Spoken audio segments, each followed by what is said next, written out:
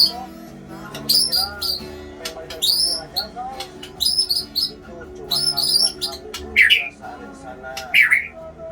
Belum biasa nggak kesini. Ini baru 1 bulan. Ingat, kamu punya cita-cita. Pengen punya tempat sablon sendiri. Terus pengen punya toko kaos. Sana, kamu balik ke tempat kerja kamu.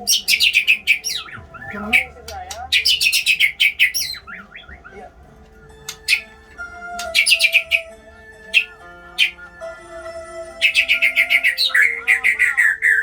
Video juga.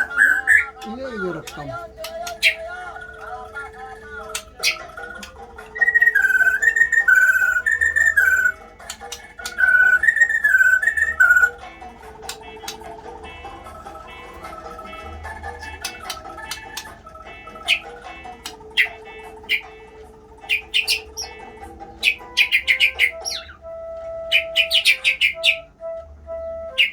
Kang, Ke kampung Babakan? Mau apa?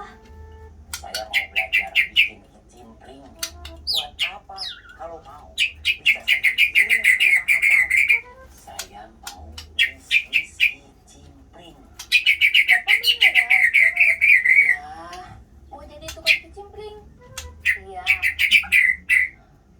Kenapa? Waktu Kang Bahar masih ada, dia bilang, bisnis yang dia bangun, di mana Akang ada di dalamnya, itu bisnis yang bagus, Gila kan? tapi bukan bisnis yang baik. Itu yang bikin Akang terus